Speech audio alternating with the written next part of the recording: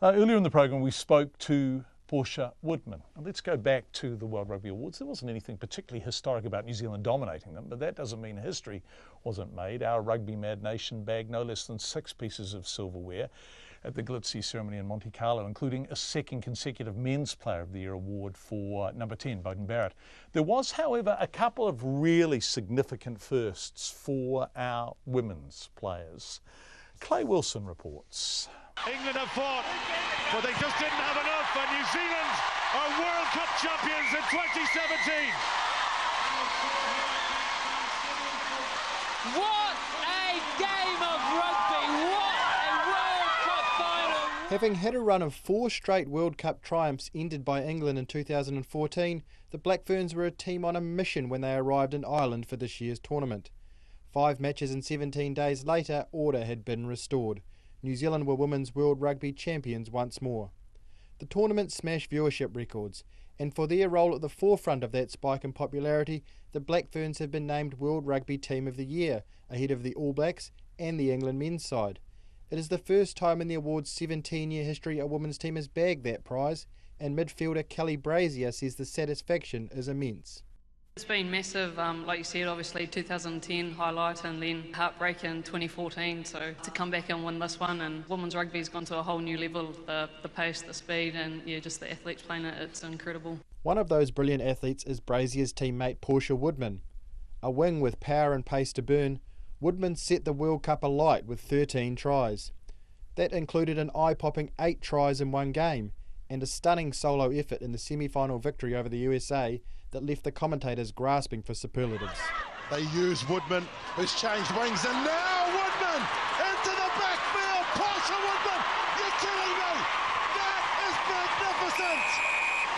First-rate try from a first-rate athlete, and Portia Woodman shows why she is so special. Given she is also a star member of the New Zealand Women's Sevens side, it was hardly a surprise Woodman also nabbed the prize for Women's Player of the Year. Her teammate Michaela Blyde bagged the Women's Sevens Player of the Year award.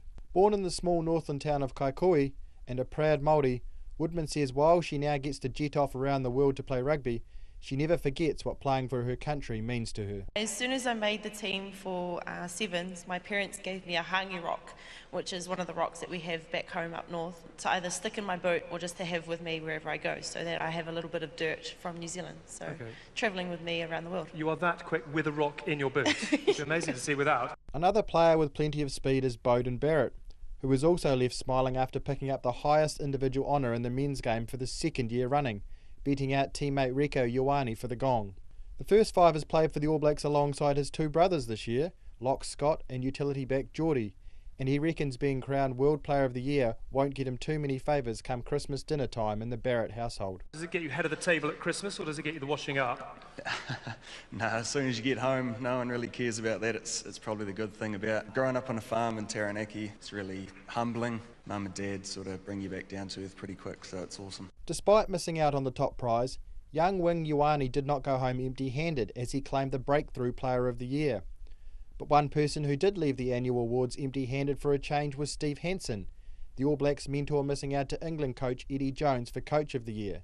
Jones, however, feels it should have been the other way around, and says the award won't exactly be taking pride of place on his mantelpiece. I must admit I feel a bit embarrassed getting it. We're not the #1 team in the world. You know, I think Steve Hansen should be up here. But someone's judged it another way, so I accept it.